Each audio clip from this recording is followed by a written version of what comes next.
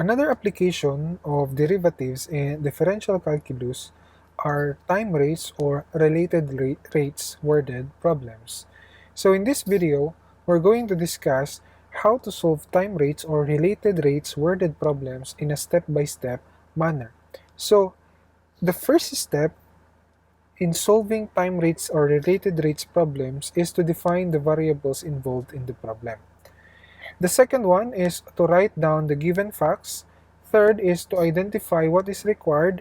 The fourth is to form an equation involving the variables and which is true for any time t. The fifth step is to differentiate with respect to time t, and the last step is to substitute the values and solve for what is required.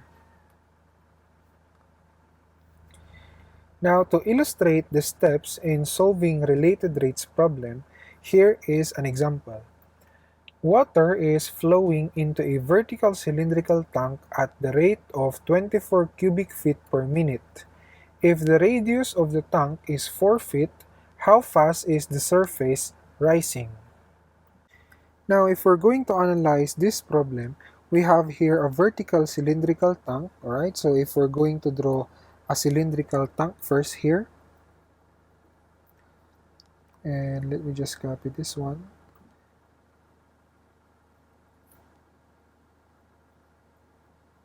Right, and then of course it has height,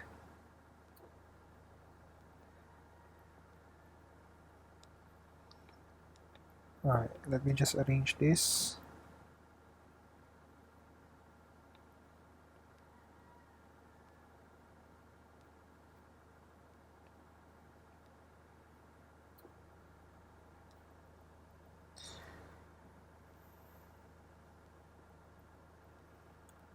Right, so this is now the vertical cylindrical tank that is involved in this problem. So the water is flowing into this cylindrical tank at a rate of 24 cubic feet per minute, right? So if we're going to pour water here, so let me just put in water inside this tank.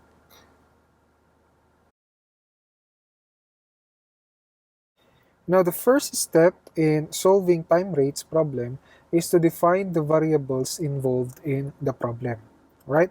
And since we are interested in determining how fast is the surface of this water rising, and it is dependent on the volume of the water that is poured into the cylindrical tank, so we're going to let V be equal to the volume of the water. Now, the water in here takes the form of this vertical cylindrical tank, and in determining the volume of the water, the variables that are involved are the radius of the water, right, which is basically the radius of the base of the cylinder, and also the height of the water. Right, so if we're going to write it here, R be the radius of the water, and h be the height of the water. So the second step is to write down the given facts. And if we're going to base it on this given problem, the water is flowing into the cylindrical tank at a rate of 24 cubic feet per minute. Therefore, that would be the dV over dt equals 24 cubic feet per minute. And the radius of the water as well is constant at any height. Therefore, R is equal to 4 feet. Right? Now, the third step is to identify what is required. So, again, the requirement here is to determine how fast is the surface rising. So, the required in this problem would be dH over dt, since the height of the water is denoted by letter H. Now, the fourth step is to form an equation involving the variables and which is true for any time t.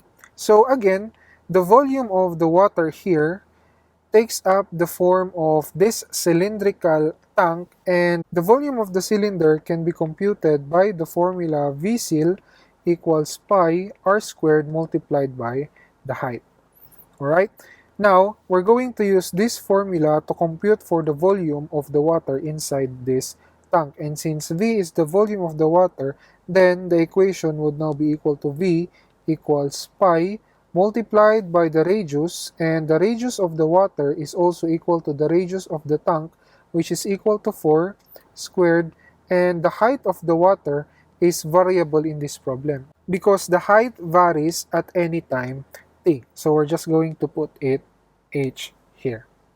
Right? Now, if we're going to simplify this, v is now equal to 16 pi multiplied by h. The next step is to differentiate with respect to time. So differentiating v with respect to time, that is now equal to dv over dt equals 16 pi multiplied by the derivative of h with respect to time. Now, if we're going to go back to our given facts here, dv over dt was given to be 24 cubic feet per minute, and dh over dt, that is the required in this problem.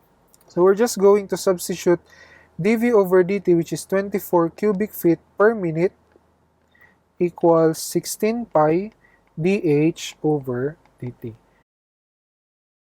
So dividing both sides by 16 pi,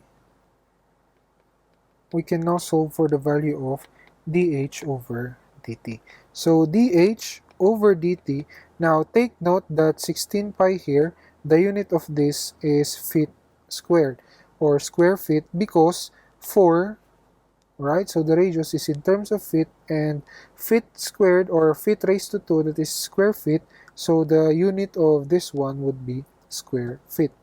And if we're going to perform unit analysis here, the resulting unit would now be feet per minute.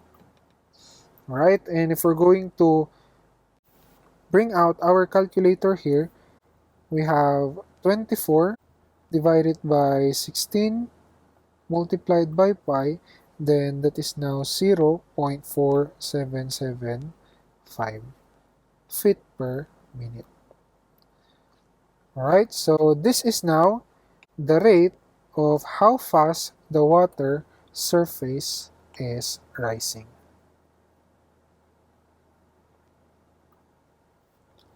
Let's have the second example here. A boy on a bike rides north 5 miles, then turns east. If he rides 10 miles per hour, at what rate was his distance to the starting point changing 2 hours after he left that point? So if we're going to draw the illustration of this problem, the boy rides north 5 miles. So if this would now be our starting point, and he rides, alright, so he rides north 5 miles, and afterwards he rides east, alright, and this is unknown. However, the boy is moving at a rate of 10 miles per hour. So since the distance is equal to the rate multiplied by the time, therefore, this would now be equal to 10 miles per hour multiplied by the time. Right? Now, what would be the rate of his distance changing from starting point 2 hours after he left that point? So what we are going to find out would be the rate, how fast this distance from this point to its present point changing after 2 hours, right? So connecting this point with this, right? I'm calling it as S. So let S be the distance from the origin. Alright. Now, in the given problem, it says here after 2 hours, or 2 hours after he left the point. So we can compute for the time since we know how fast the boy is moving, which is in 10 miles per hour, then we can compute the time he traveled from the starting point before he turns east. Alright? And to do that, we use this formula. So the distance is now equal to rate, which is 10 miles per hour, multiplied by the time. And the distance traveled is 5 miles. Right? Now, if we're going to divide both sides by 10 miles per hour, then this would now be equal to 1/2 hour. Or the time it took for him to travel 5 miles north is half an hour. So if this is half an hour and we are given here 2 hours after he left this point, then the time in here would now be 1.5 hours. Alright, so since we already know the time here, which is 1.5 hours, then we can compute for the value of x. So computing for the value of x, that would now be equal to 10 miles per hour multiplied, alright, so multiplied by 1.5 hours. So x would now be equal to 15 miles. Right? Now, again, what is required in this problem? So, the requirement here is the rate at which the distance from the starting point is changing after 2 hours. So, basically, the required in here would be ds over dt after t equals 2 hours. And since we have in here a right triangle, alright, we can formulate the equation of this one using Pythagorean theorem. So that would now be s squared equals, alright, so that would now be s squared equals 5 squared plus x squared. Now take note that this is x squared because as time goes by, this is variable. Alright, so as time passes by, x increases. That's why this would be x squared. So if we're going to differentiate both sides with respect to t, then this is now equal to 2s ds over dt equals the derivative of a constant with respect to t is 0, and the derivative of x with respect to t, that would now be 2x dx over dt. Right? And if we're going to simplify this one, this is now ds over dt equals 2x dx over dt all over 2s. Or this is equal to x over s multiplied by dx over dt. This is now ds over dt. Now, we know the value of dx over dt because this is 10 miles per hour. So this is the rate of the boy riding the bike. And x after 2 hours is also known, which is 15 miles. And for s, what would be the distance from the origin up to this point after 2 hours? Now, take note that this one, 5 miles, he took this 5 miles for half an hour. And after 1.5 hours, its distance is now equal to 15 miles. So we can compute this s after 2 hours from this point. So s would now be equal to the square root of 5 squared plus, right? So 5 squared plus the distance here in 1.5 hours, so that is equal now to 15 squared. So s is now equal to, so bringing out our calculator here, square root of 5 squared plus 15 squared. So that is now equal to 5 square root of 10. Now that we know the value of s here and we know the value of x, after 2 hours from the starting point, then we can now compute for ds over dt, which is now equal to the value of x after 2 hours from the starting point was 15 the value of s 2 hours after 2 hours from the starting point is 5 multiplied with the square root of 10, and dx over dt is 10 miles per hour.